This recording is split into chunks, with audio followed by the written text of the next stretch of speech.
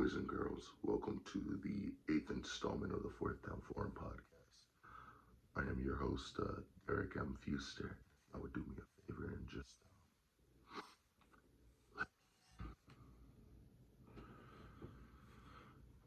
anyways, boys and girls, ladies and gentlemen, if y'all are wondering what was up with the introduction today and are wondering why there is nothing but WWE related stuff behind me, I'm wearing my WrestleMania 14 t-shirt.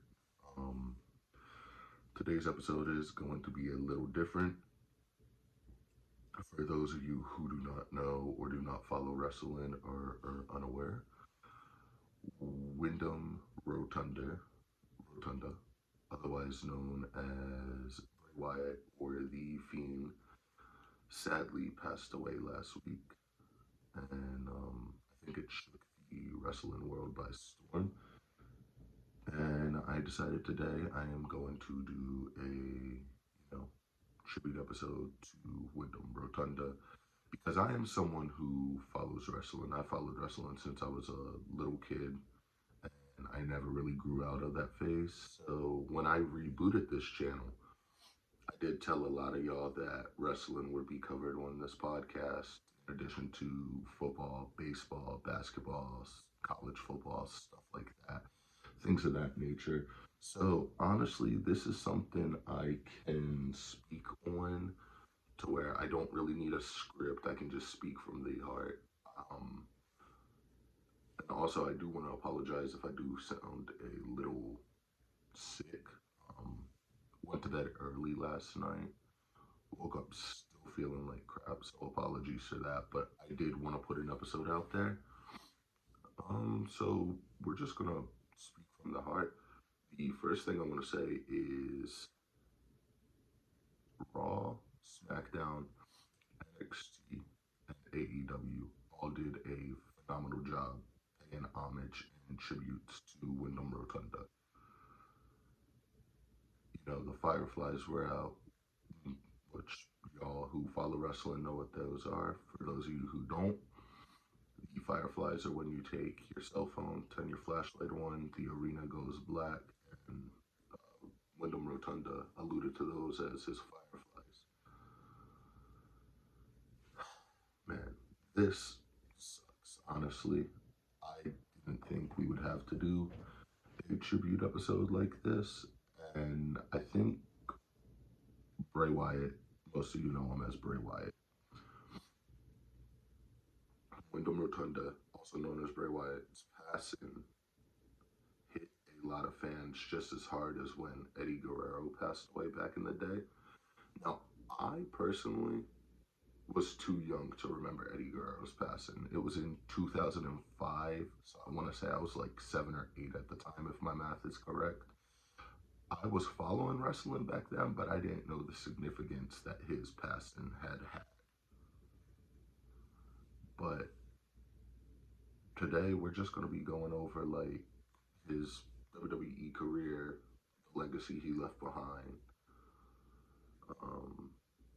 So Bray Wyatt first in WWE came onto the scene as Husky Harris. Husky Harris was a character in, I believe, the old NXT format, which the old NXT format was a game show type. It really didn't captivate or caught the attention of the fans. I watched old NXT and I wasn't a fan of it, but it was wrestling, so it was something. But later on, in around 2011, Husky Harris was one of the members of the New Nexus, which was a faction led by CM Punk. I don't want to say that helped his career a lot. Sure, it elevated it because he was around CM Punk. But so then, fast forward a few years later to 2013 NXT, this man completely reinvents himself as the Bray Wyatt character.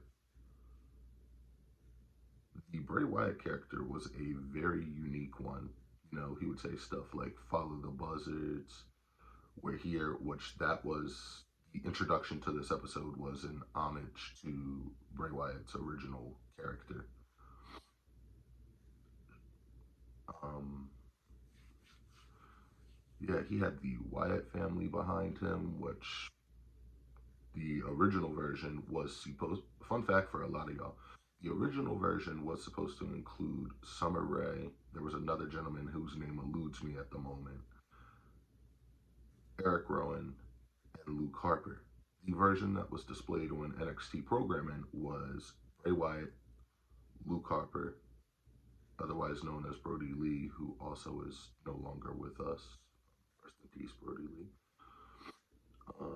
Eric Rowan, and yeah, they wreaked havoc on NXT programming. Fast forward a year later, they were wreaking havoc on WWE main event programming such as Raw, whatnot.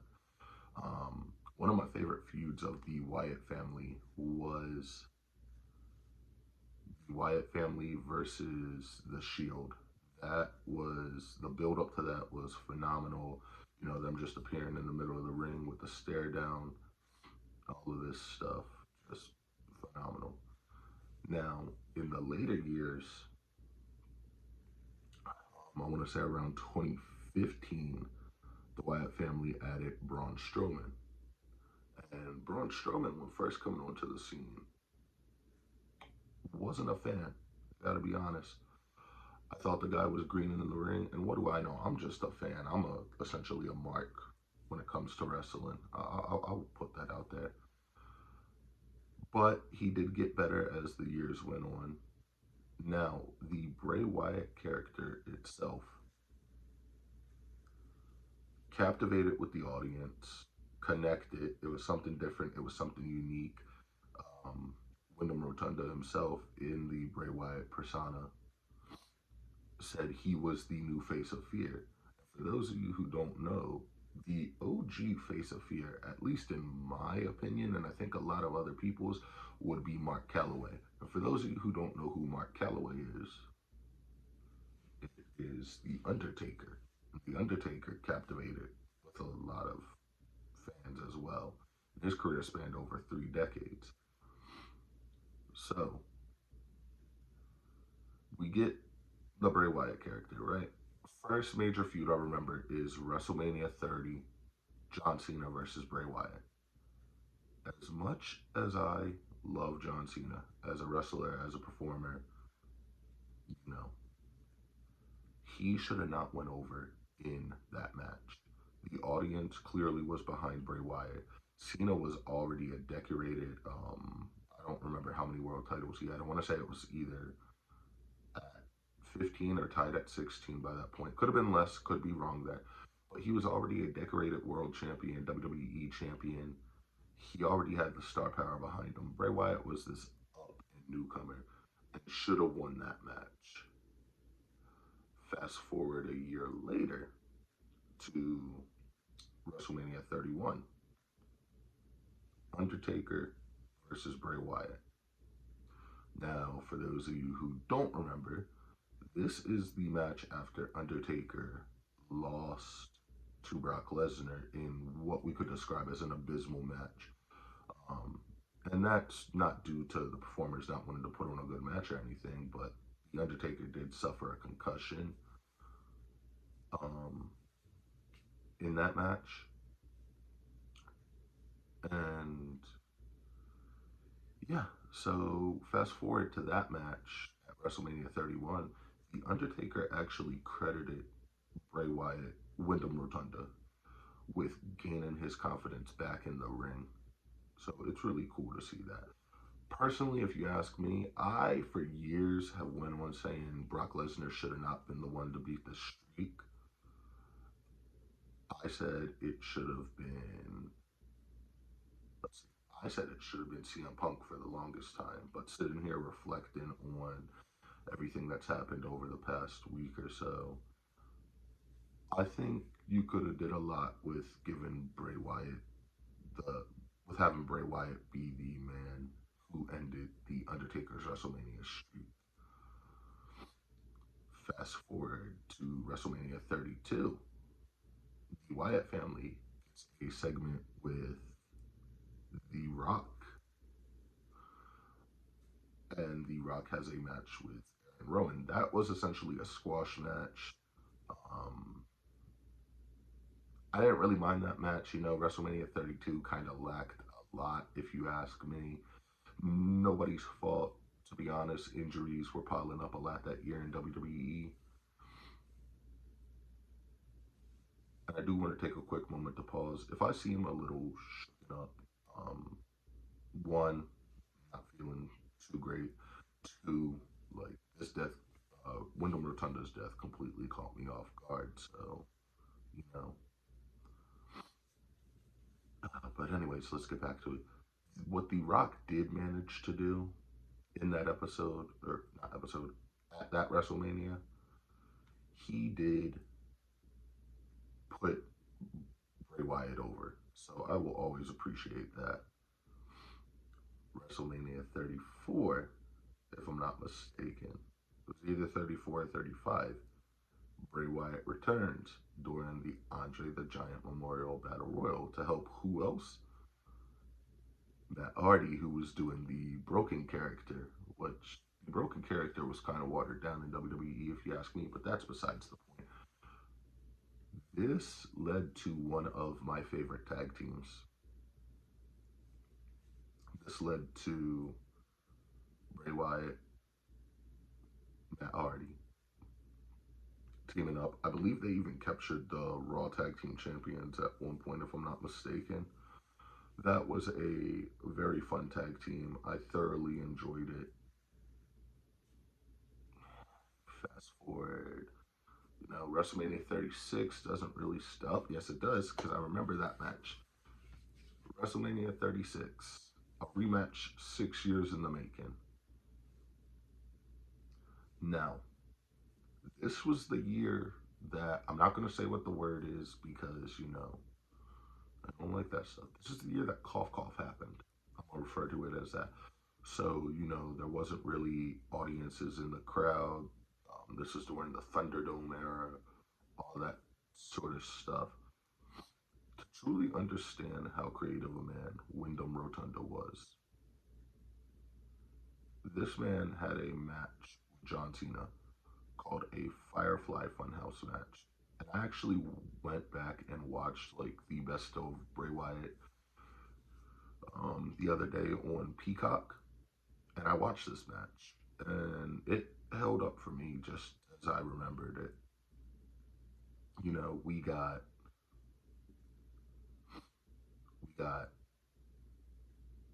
Ruthless Aggression John Cena, a callback to that. We got Dr. Thugonomics John Cena. We got NWO Hulk Hogan, Hollywood Hogan, not Hulk Hogan, sorry, John Cena. And we also got a gentleman by the name of Fiend.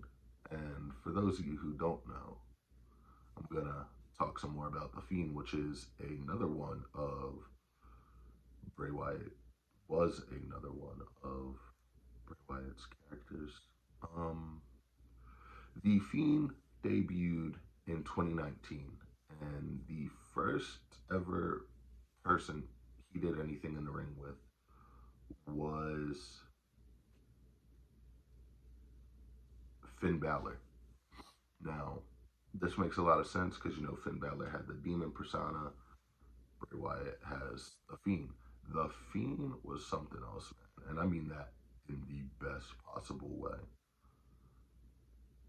That match, SummerSlam, it held up. I enjoyed it. I watched that match the other night as well. Other memorable moments of the Fiend persona, he had a match at WrestleMania 37 with Randy Orton, and that led to Alexa Bliss and the Fiend interacting a lot. And let's talk about Bray Wyatt, Windham Rotunda's accomplishments inside the WWE. He is a former Universal Champion. He is a former WWE Champion, which that Elimination Chamber, 2017, because I just remembered, and I know this is a little bit not in the chronological order. I just remembered what his WrestleMania 33 match was. He won the Elimination Chamber, pinning AJ Styles to become the new WWE Champion. My only issue with that is if you were going to have him become WWE Champion just to have him lose it to Randy Orton a month later, why not give him the title at Mania? Bigger moment, but still a big accomplishment. Still a very big accomplishment. He won the Universal title. I don't remember the opponent he won that off of. I do remember during the Thunderdome era, though, him having a feud with Braun Strowman, who was a former Wyatt family member. So that happened. And that led to, at that year's SummerSlam, the return of the version of Roman Reigns that we have now. So you would have to credit Bray Wyatt with that as well.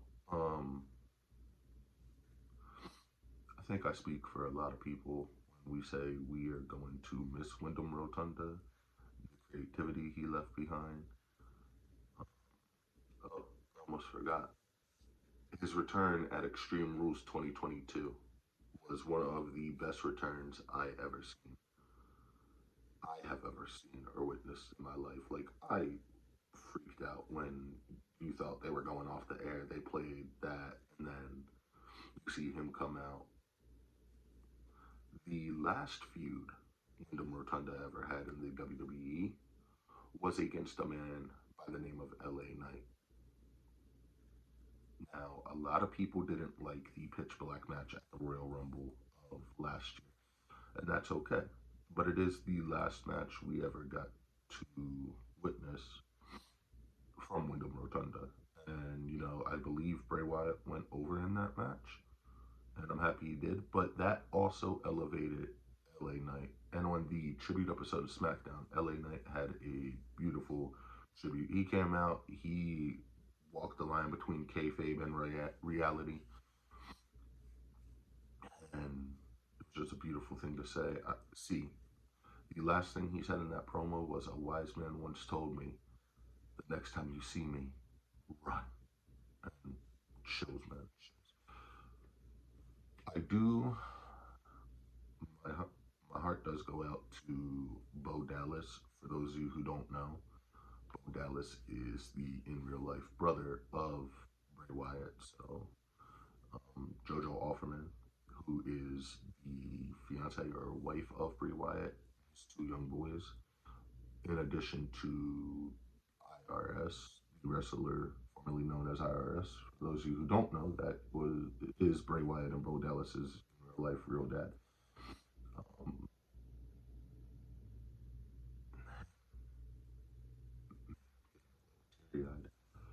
um, my thoughts and prayers are with them. It just sucks that we're not going to get to see that creative side anymore. And, thank you for everything you did, Dom Rotunda.